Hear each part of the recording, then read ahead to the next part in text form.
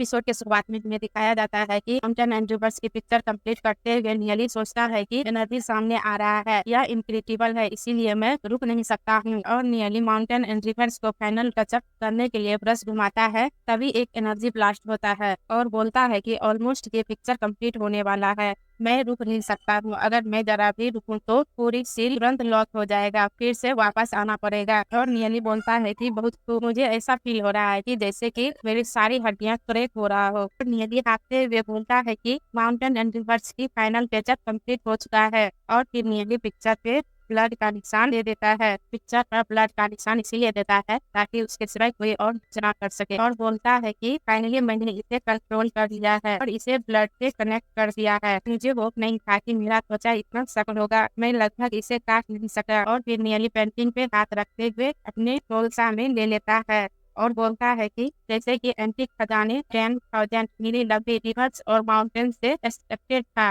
अब एक आध्यात्मिक अवस्था में परिवर्तन हो गया है और मेरे सोलसा में अर्ज हो गया है। जब तक मेरा आत्मा बुझता नहीं तब तक वह प्रेजेंट रहेगा। और नियली सोचता है कि केवल जब मेरा सोल हवा में बिखर जाएगा तभी तक यह पेंटिंग एक नए टीचर की तलाश करे और इसके मास्टर के रूप में बेशक मैं जब चाहूँ इसे बुला सकता हूँ। फिर नियली पिक्चर को टच करते ही उसके अंदर चले जाता है और बोलता है कि क्या यह 10,000 मीली लंबी रिवर्स और माउंटेन के अंदर एक हिस्सा है। भले ही दुखद शब्द डेवन पढ़ने से एनर्जी लगातार बाहर निकल रहा था, उसकी अपनी एनर्जी भी लगातार बढ़ते जा रहा था। यह लेजेंड सच था। 10,000 मीली लंबी रिवर्स और माउंटेन अदर एंटी आर्टिफैक्ट का पोषण कर सकते हैं। क्या यह अच्छा नहीं होगा कि फ्यूचर में यहाँ डेमन सोल को रिफाइन करने के लिए यूज किया जाए। राइट है, इसका मेथड लाइटिंग स्वॉर्ड है। फिर वह स्वॉर्ड की तरफ हाथ बढ़ाते हुए बोलता है कि इससे क्या होगा। वहाँ रियल में 10,000 मीली लंबी रिवर्स और माउंटेन है। हेवनली पथ की एनर्जी बहुत स्ट्रॉन्ग है, यह स्पिरिट स्प्रिंग के समतुल्य है। यह स्थान न केवल एक स्थानिक क्षेत्र है बल्कि यह एक डेमन भी है, लेकिन इसके अलावा मेरे इच्छा अनुसार